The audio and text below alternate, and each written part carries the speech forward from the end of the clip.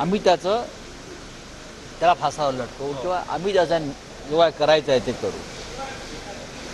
तेव्हा मुख्यमंत्री सध्याचे गृहमंत्री यांनी सांगितले की असं करता येणार नाही. महाराष्ट्रात कायद्याचं राज्य आहे. आम्ही फास्ट ट्रॅक कोर्टामध्ये खटला चालवून आरोपीला शिक्षा देऊ. त्यानंतर या सगळ्या आंदोलकांवरती दुसऱ्या दिवशी गुन्हे दाखल केले. त्यांनी कायदा हातात घेतला म्हणून त्यांनी कायदा हातात घेतला नव्हता तर आरोपीला शिक्षा द्या. आणि आरोपी एक नव्हता, ज्याला आज एन्काउंटर केला असं दाखवतात तो आणि संस्थेचे चालक संचालक असं मोठं ते एक सर्कल आहे. पण एकाच आरोपीला अटक केली आणि परत त्यांना जे गुन्हे दाखल केले आंदोलकांवर ते असे नाही गुन्हे दाखल केले, त्यांच्या घरात घुसून खेचून त्यांच्या गुन्हे दाखल केले, त्यांची धिंड काढली. आता माझी मागणी अशी आमची आहे, एन्काउंटर खरं की खोटं हे जनतेला माहिती आहे काय आहे. ज्या आंदोलकांवर गुन्हे दाखल केले मग ते गुन्हे का दाखल केले तुम्ही?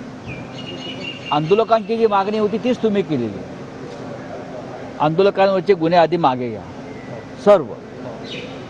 दुसरा माझा मुद्दा असा आहे, आरोपीच्या हातात बेड्या आहेत. मी ट्विट केलं आहे, आरोपीच्या तोंडावर बुरखा आहे. आरोपीच्या हातात बेड्या आहेत, आरोपीच्या तोंडावर बुरखा आहे.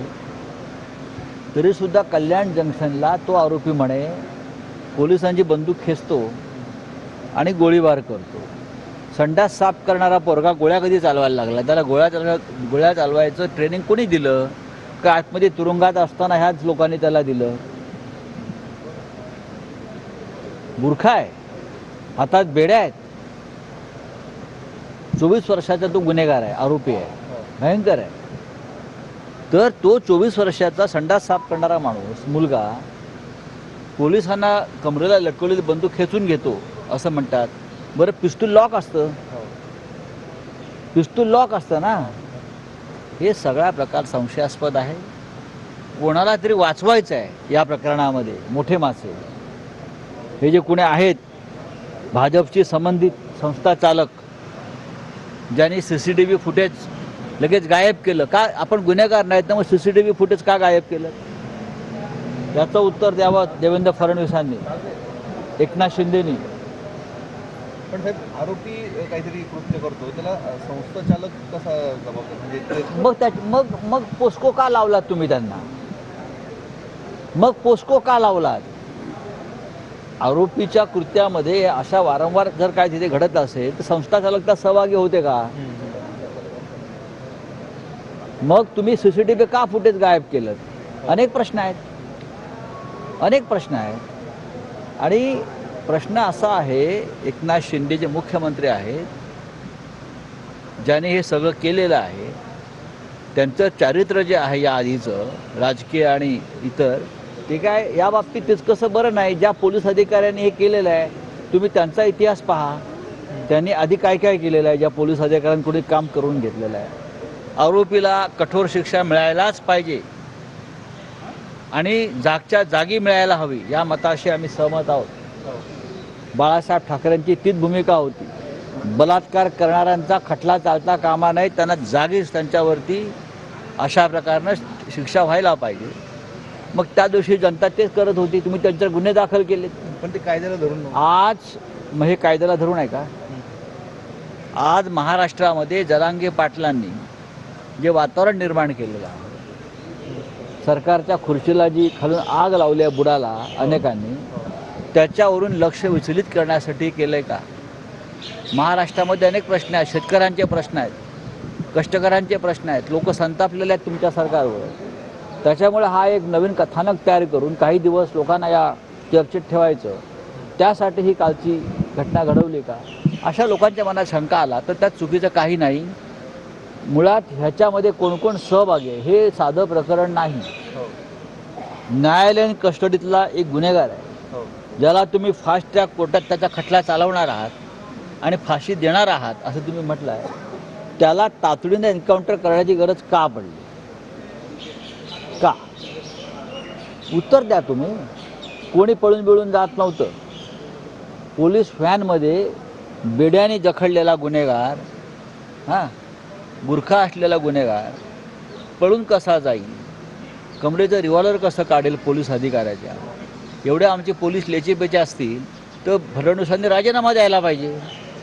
एक पोलीस जखमी झाला या प्रकरणात. बघा, असे गेल्या महाराष्ट्रात आणि देशामध्ये आम्ही असे अनेक एन्काउंटर बघितले आणि जखमी झालेले पोलीस पण पाहिले आहेत. हो, हो. गोळ्या चाटून जाताना बघितल्यात आम्ही अनेकदा. हे आम्हाला सांगू नका. मला मुंबईतलं अंडरवर्ल्ड जेवढं माहिती आहे तेवढं त्या देवेंद्र फडणवीस आणि ज्याने काल एन्काउंटर केले त्यांनाही माहीत नसेल. हां, मला माहिती आहे काय आहे ते. साहेब, पण आरोपीचा एन्काउंटर झाला, मात्र संस्था चालक अद्यापही फरार आहे. मला तेच म्हणायचं आहे, आपटे, कोतवाल, आठवले हे जे कोणी आहेत ज्यांच्यावर पोस्को अंतर्गत गुन्हे दाखल केलेत, मग का केलेत? आम्ही केले का? आम्ही सांगितलं करायला? तुम्हीच केलेत ना पोस्को अंतर्गत गुन्हे. मग त्यांना अद्याप अटक का होत नाही? की त्यांना वाचवण्यासाठी. माझी माहिती आहे, हा जो मारला गेलेला आरोपी आहे त्यांनी त्याच्या स्टेटमेंटमध्ये काही भयंकर खुलासे केलेले आहेत. या अक्षय शिंदेने त्याच्या स्टेटमेंटमध्ये काही खुलासे केलेले आहेत, ते समोर येऊ नयेत म्हणून त्यांनी मुळापासून हे सगळं संपून टाकलं. साहेब, तुम्ही आता पोलीस अधिकाऱ्यांवरती संशय घेतलेला आहे. नाही, मी संशय घेत नाही. तुम्ही जे म्हणता की मुख्यमंत्र्यांनीच पोलीस अधिकारी आहेत, त्यांचा देखील इतिहास बघावा. कोणत्या पोलीस अधिकाऱ्यांमध्ये?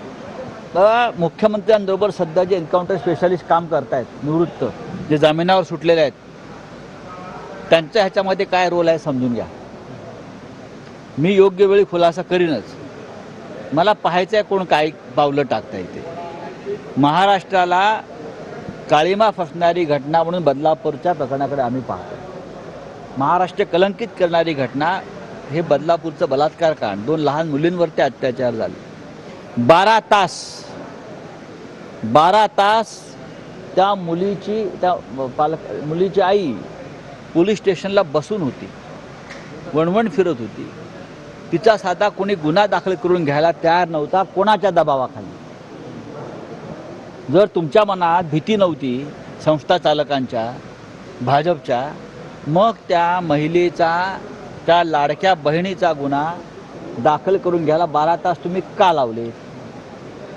याच्याविषयी तुम्हाला संशय आला पाहिजे पत्रकारांना. त्याच्यामुळे आज मी म्हणतोय ना की कोणाला तरी वाचवण्यासाठी पहिल्या दिवसापासून प्रयत्न सुरू आहे. पहिल्या दिवसापासून अक्षय शिंदे सोडून द्या.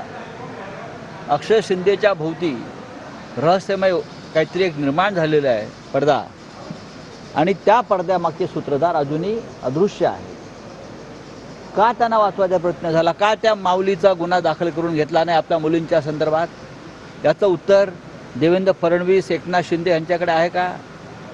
एका शिंद्यांनी दुसरा शिंद्यांचा एन्काउंटर केला, एका शिंद्याचा एन्काउंटर झाला, दुसऱ्या शिंद्यांचा एन्काउंटर जनता करेल. या प्रकरणाची चौकशी कोणामार्फत केली जावी असं आपल्याला वाटतं? काल या देशाचे सरन्यायाधीश मुंबईत एकनाथ शिंदे मुख्यमंत्री आणि 2 उपमुख्यमंत्र्यांबरोबर चहापान करीत होते, बरं का? आणि तेव्हा ही घटना घडली. त्यांचे हास्य विनोद करतानाचे फोटो आम्ही पाहिले. ज्या सरन्यायाधीशांपुढे एकनाथ शिंदेचा खटला चालू आहे ना, ज्या सरन्यायाधीशापुढे अजित पवारांचा खटला चालू आहे, त्यांच्याबरोबर काल आमचे सरन्यायाधीश होते. कोणाकडून अपेक्षा करायची चौकशीची तुम्ही? कोर्टालाही मान्य आहे का? मग फास्ट ट्रॅक कोर्ट तुम्ही कशा करता निर्माण केलेले आहेत? जर आरोपीचं फास्ट ट्रॅक खटला चालला असता तर अनेक गोष्टी समोर आल्या असत्या. त्याचं स्टेटमेंट आलं असतं, काही पुरावे आले असते, काही साक्षी पुरावे, आणि त्याच्यामध्ये अनेक भारतीय जनता पक्षाचे लोक उघडे झाले असते, जे पहिल्या दिवसास्पद भूमिका बजावतात. अमित शहा दौऱ्यावरती आहेत, महाराष्ट्राच्या बैठका होत आहेत, महायुतीचं जागा वाटप देखील होईल असं म्हणतात. हो, ते आता कदाचित अक्षय शिंदेच्या अंत्ययात्रेलाही जातील. सिनेटसाठी मतदान करून आलेला आहात. सिनेटच्या बाबतचं एकूण घडामोडी घडलेल्या आहात. सिनेटच्या सर्व जागा आम्ही जिंकतोय. चल. छत्रपती शिवाजी महाराज यांचा राजकोटचा जो आरोपीनं स्टेटमेंटमध्ये काही खुलासे केलेले आहेत असं संजय राऊत यांच्याकडून सांगण्यात आलेलं आहे. खुलासे समोर येऊ नयेत म्हणून सगळं संपवलं असा गंभीर आरोप संजय राऊत यांनी केलेला आहे. आपटे कोतवाल यांना वाचवण्यासाठी सर्व सुरू आहे का असा सवालही त्यांनी केला आहे.